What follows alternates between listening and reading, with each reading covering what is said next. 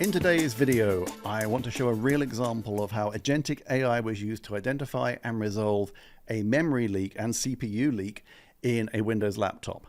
But first, a little bit of housekeeping. We have two events coming up: the Arizona Technology Summit in Phoenix, which is next week as I record this, and then the EUC World Amplify Conference at the end of September in Milwaukee. We have a limited number of customer passes for both of those, so if you want to come courtesy of Tassient at no cost to yourself, then please reach out to us and we will set you up.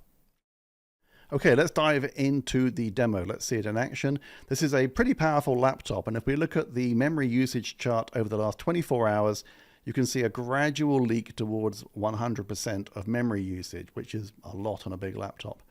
In fact, if we dial out to look at the whole of the last week, you can see a classic pattern here where memory leaked and leaked and leaked until it got to about 100%. Probably the user rebooted their laptop at that point, or even crashed, and the same thing just started growing again. The CPU chart tells the same story over 7 days, a gradual increase, a reboot, and starts growing again.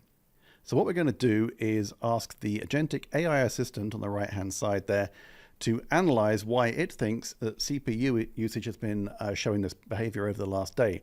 Now, what it's doing is true Agentic AI here. The model is using a series of tools to gather historical and live information. It's pulling data from the Windows event log as well. It's analyzing all of that and putting it together in a nice summary, a deep dive analysis for us. And it's come back with a chart of CPUs growing. And it's saying it believes that the culprit is our Windows Explorer, which has been growing steadily both in CPU and memory consumption. It's looked at other processes. It's looked for crash events as well. It's not a crash, it's just a genuine sustained growth. So we're going to ask it to do the obvious thing. Well, first of all, can you fix this for me? At this point, it requires human in the loop approval. It's going to come back to us and ask to kill the process. We're going to allow that, and we're actually going to put it in auto mode so it can run more operations without requiring approval for every step. It's up to you whether you want to do it that way. So it's going to kill the process. I'm going to skip forward a few seconds because it also restarted it. Memory and a CPU usage dropped immediately, as you can see on the left-hand side there. That cleared the problem, but let's ask, is it a known issue? Will this keep happening? And it's come back with a response of yes, and it appears to be due to extensions, which I didn't know Explorer had these kind of extensions. So let's ask it, what kind of extensions do I have? Again, I'm skipping forward because it ran a series of steps and analysis to find those extensions. Put it all together, made a nice little table of the extensions that we have running inside Explorer, and give us a summary here. So let's ask it to remove two that we're pretty sure we don't need. There's a LibreOffice and a Lenovo extension.